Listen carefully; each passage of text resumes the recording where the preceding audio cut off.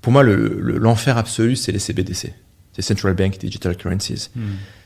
Alors, ton impôt, on le prélève directement sur ton wallet. Mais s'il faut faire te filer des APL, c'est directement sur ton wallet aussi.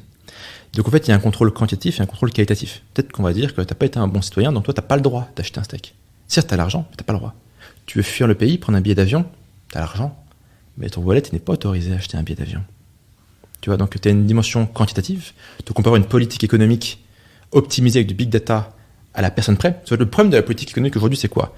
Si on dit, bon, grosso modo, on va baisser les salaires, on va baisser les impôts pour les mecs qui font entre 1 SMIC 8 et 2 SMIC 1.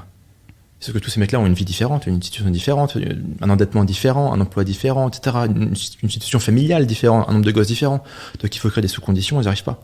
Avec du big data, du machine learning, tu peux avoir une politique économique personnalisée. Tout comme sur Amazon, tu as une expérience qui est personnalisée, tu peux avoir une politique économique, une expérience économique qui est personnalisée. C'est qu'en fait, toi, parce que tu as 3 enfants, qu'on sait que le petit dernier il est malade et que ta femme elle vient de trouver un job, eh bien on pourra paramétrer, je dirais, ton taux d'intérêt pour avoir un crédit, tes impôts, tes prestations sociales à la mesure près. Donc il y a un truc qui est très séduisant là-dedans, en termes, je dirais, étatiques et de politique. Mais le revers de la médaille, c'est un contrôle absolu, la disparition des libertés, la disparition de la vie privée, quoi. Et en général, donner trop de pouvoir aux États, ça se termine pas.